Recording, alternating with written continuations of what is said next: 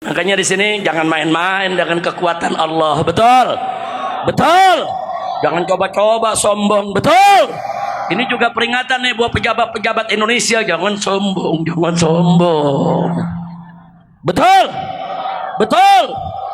Baru kayak sedikit udah mager laut, Udah gitu anehnya 30 km laut dipagar. Dari RT, RW, lurah, camat sampai presiden nggak tahu. Lu buta. Kacau tidak? Kacau tidak? Saya mau tanya, pagar 30 km tuh pendek apa panjang? Pendek apa panjang? Sekarang saya mau tanya, di pinggir laut kita ada petugas kita tidak? Ada tidak? Pengawas laut ada tidak? Apa iya mereka nggak tahu? Dia mau bodohin rakyat. Ditanya, ini bagaimana Pak? 30 km. Menteri ditanya, nggak tahu. Ngapain lu jadi menteri? Digaji mahal nggak tahu. Kacau tidak? Kacau tidak? Bukan nggak tahu, udah pada terima sogokan. Nah, dia terima sogokan, dia nggak sangka kalau rakyat marah. Pinggir laut itu milik negara, bukan milik pribadi. Nggak boleh saudara orang main pagar laut. Sombongnya sekarang begitu udah rame apa dia bilang? Enggak, itu swadaya masyarakat, swadaya nelayan. Itu pagar harganya puluhan miliar, terus nelayan yang keluarin duit dari mana? Kacau tidak? Kita ini semua dianggap goblok saudara. Pemerintah anggap kita goblok, menteri anggap kita goblok, DPR anggap kita goblok. Saudara, itu bangun pagar 30 km pakai bambu betung yang panjang-panjang, hitung aja dah harganya. Itu miliaran. Nelayan dari mana duitnya? Tiap hari makan ikan asin, ikan segar dia jual, ikan asin buat di rumah. Betul, betul. Jangan ngebodohin rakyat, saudara. Alhamdulillah nelayan yang jujur masih banyak. Nelayan yang jujur ngomong enggak, itu bukan masyarakat yang bangun, bukan itu pengusaha yang bangun. Nah makanya saya mau ingatkan kepada pengusaha khususnya 9 naga, jangan mancing kami marah. Nanti kalau kami umat Islam sudah marah, kalian 9 naga akan kami jadikan 9 cacing.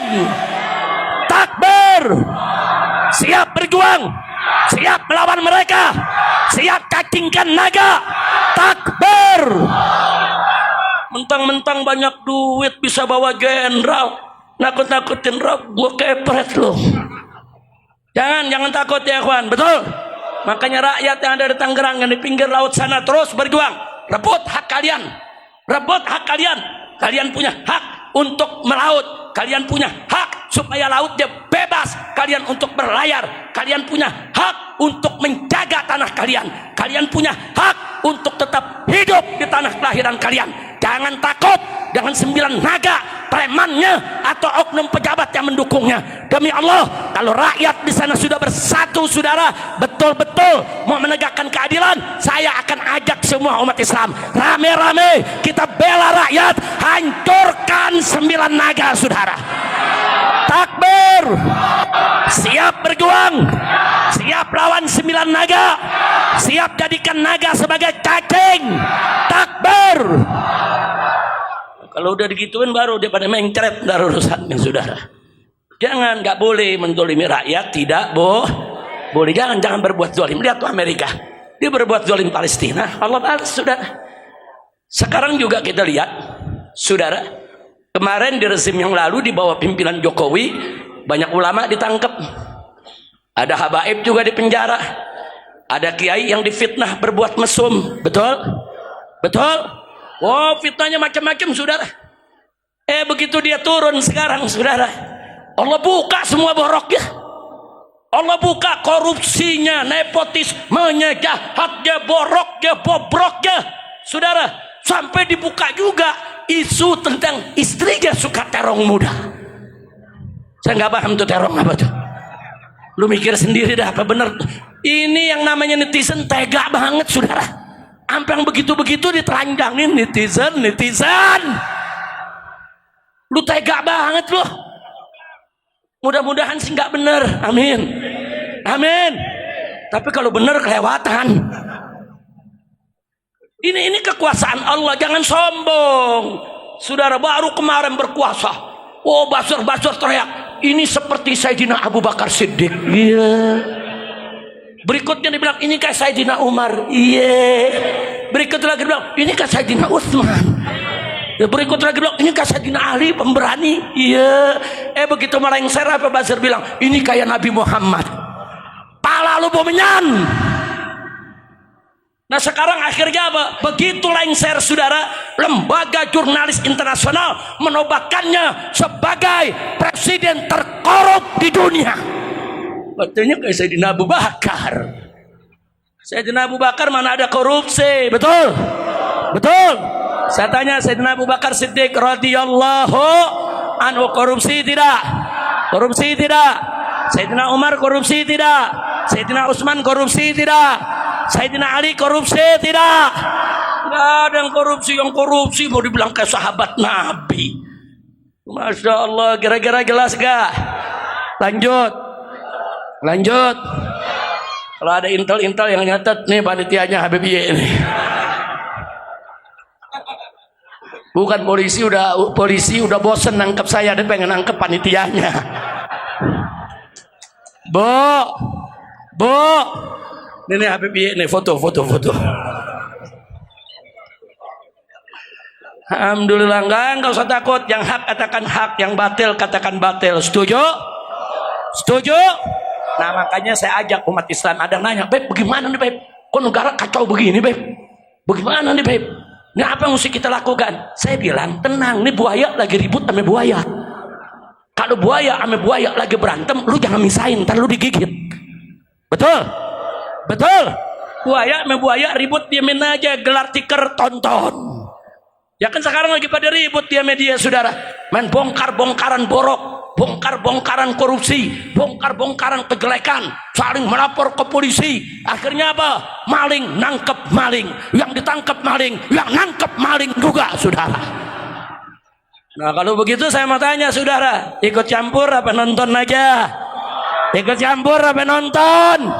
Alhamdulillah saudara, ini pertolongan Allah. Karena apa?